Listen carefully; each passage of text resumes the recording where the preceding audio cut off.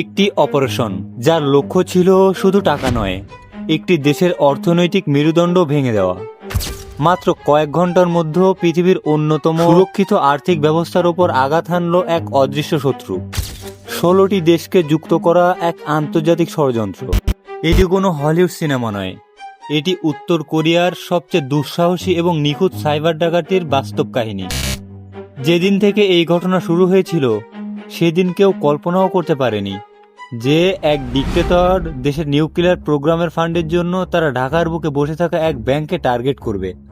2015 সাল, বাংলাদেশ ব্যাংক, ঢাকা। এই ভবনের ভেতরে ঘুমিয়ে আছে শত শত কোটি ডলার।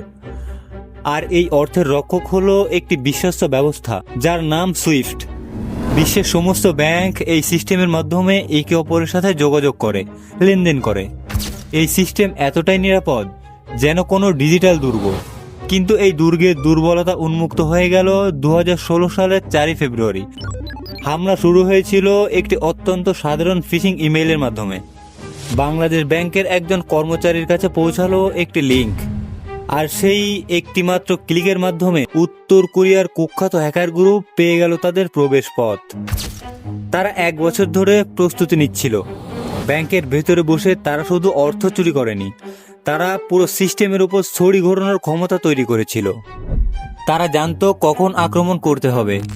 শুক্রবার রাতে যখন ঢাকায় সাপ্তাহিক ছুটি শুরু হয় এবং নিউ ইয়র্কের ফেডারেল রিজার্ভ ব্যাংক যখন বন্ধ হওয়ার প্রস্তুতি নিচ্ছে, হ্যাকাররা সেই সময় বেছে নিল। তারা জানতো ব্যাংক কর্মীরা যখন বাড়িতে বিশ্রাম নিচ্ছে তখন এই ডিজিটাল অন্ধকারেই তাদের অপারেশন চলবে। আক্রমণের সবথেকে গুরুত্বপূর্ণ অংশ ছিল প্রিন্টারকে অকেজো করে দেওয়া। সুইফট লেনদেনের প্রতিটি তথ্য কাগজে প্রিন্ট হওয়ার কথা, কিন্তু হ্যাকাররা এমনভাবে ম্যালওয়্যার সেট করলো যেন তারা যতগুলো ভুয়া ট্রান্সফার রিকোয়েস্ট পাঠাবে সেগুলোর কোনো প্রিন্ট আউট বের না হয়। তারা ব্যাংককে অন্ধ করে দিতে চেয়েছিল। মধ্যরাতের পর হ্যাকাররা তাদের কাজ শুরু করলো। তারা নিউ ইয়র্কের ফেডারেল ব্যাংকের কাছে প্রায় 35টি ট্রান্সফার রিকোয়েস্ট পাঠালো। মোট অর্থের পরিমাণ ছিল 91 কোটি ডলার। এই টাকা ফিলিপাইন ও শ্রীলঙ্কার একাধিক অ্যাকাউন্টে ট্রান্সফার করার নির্দেশ দেওয়া হয়। কিন্তু ঠিক সময় একটি অলৌকিক ভুল হলো। হ্যাকাররা শ্রীলঙ্কায় একটি $25 মিলিয়ন ট্রান্সফার রিকোয়েস্ট পাঠিয়েছিল। যে অ্যাকাউন্টের টাকা পাঠানোর কথা ছিল তার নাম ছিল শ্যালিকা ফাউন্ডেশন। হ্যাকাররা ফাউন্ডেশনের জায়গায় ফাউন্ডেশন লিখলো, অর্থাৎ বানান ভুল। জার্মানির একটি ব্যাংক ট্রানজ্যাকশন প্রসেস করছিল এবং বানানটি দেখে তারা সন্দেহ করে এবং ফেডারেল রিজার্ভ ব্যাংকে সতর্ক করে।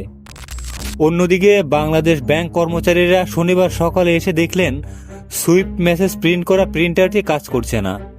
তারা এটিকে সাধারণ সমস্যা মনে করে ঠিক করার চেষ্টা করলেন।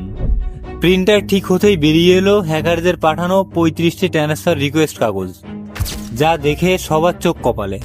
সবকিছু বুঝতে বুঝতে $91 মিলিয়ন ইতিমধ্যেই ফিলিপাইনের অ্যাকাউন্টে চলে গেছে। বাকি $850 মিলিয়ন তখন আর কে ছিল। বাংলাদেশ ব্যাংক দ্রুত FBI এবং আন্তর্জাতিক তদন্তকারীদের সাথে যোগাযোগ করে। তদন্তে বেরিয়ে এলো ভয়ঙ্কর তথ্য। প্রযুক্তিগত প্রমাণের ভিত্তিতে জানা যায় এই হ্যাকিংয়ের পেছনে আছে উত্তর কোরিয়ার সামরিক লাজারাস গ্রুপ। এই হ্যাকার গ্রুপটি Hollywood studio Sony picture hack করেছিল এবং এরপর আরও একাধিক আর্থিক প্রতিষ্ঠানে আক্রমণ করেছিল। লক্ষ্য ছিল একটাই, আন্তর্জাতিক নিষেধাজ্ঞা সত্ত্বেও কিম জং উনের নিউক্লিয়ার প্রোগ্রাম ও বিলাসবহুল জীবনযাত্রার জন্য তহবিল সংগ্রহ করা। শেষ পর্যন্ত বাংলাদেশ ব্যাংক তাদের $91 বিলিয়ন মধ্যে $15 থেকে $20 বিলিয়ন উদ্ধার করতে পেরেছিল। বাকি টাকা উদ্ধার করতে গেলে হয়তো মিসাইলের দৌড়ানি খেতে হতে পারে। আপনার কি মনে হয়? কমেন্টে জানান।